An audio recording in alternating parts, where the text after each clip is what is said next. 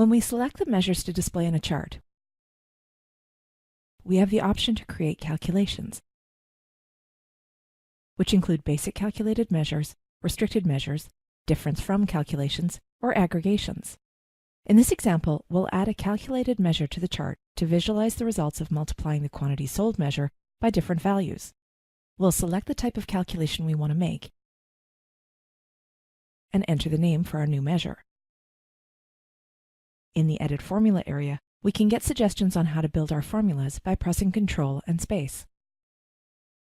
We can create our calculated measure using a combination of business functions, such as grand totals, if statements, and lookups, for which we can see a detailed explanation when the function is selected. Other objects from models in the story, such as measures and calculated measures.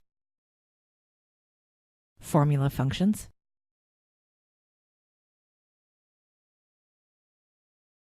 Conditions. And mathematical operators.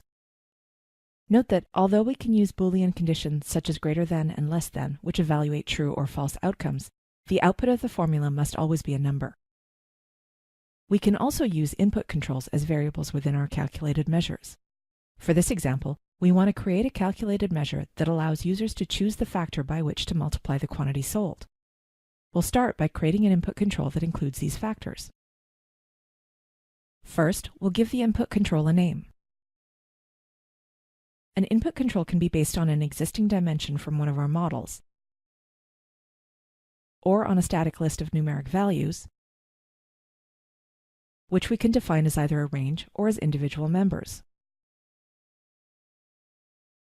For a range, we need to specify values for the condition, minimum, maximum, and increment.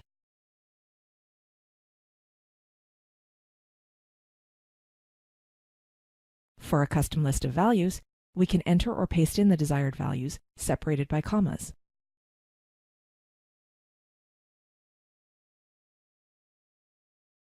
We also need to specify whether single or multiple values can be returned by the input control.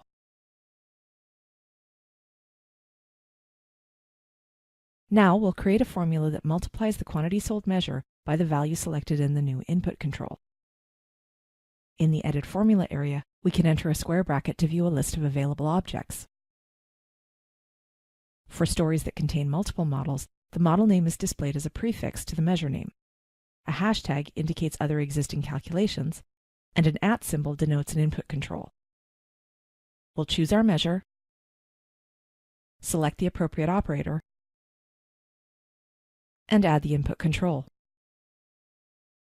Finally, we'll verify that the formula is valid.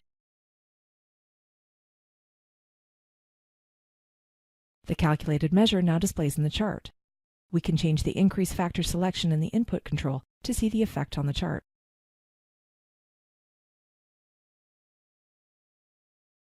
Thanks for watching.